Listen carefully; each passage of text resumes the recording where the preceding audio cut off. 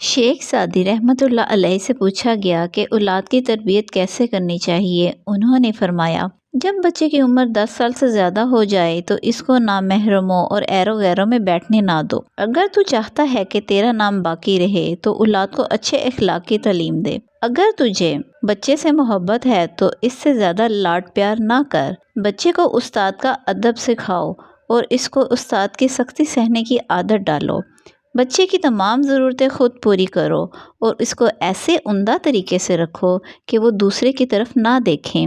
شروع میں پڑھاتے وقت بچے کی تعریف اور شاباش سے اس کی حوصلہ افزائی کر۔ جب وہ اس طرف راغب ہو جائے تو اس کو اچھے اور برے کی تمیز سکھانے کی کوشش کرو اور ضرورت پڑے تو سختی بھی کرو۔ بچے کو دستکاری ہنر سکھاؤ۔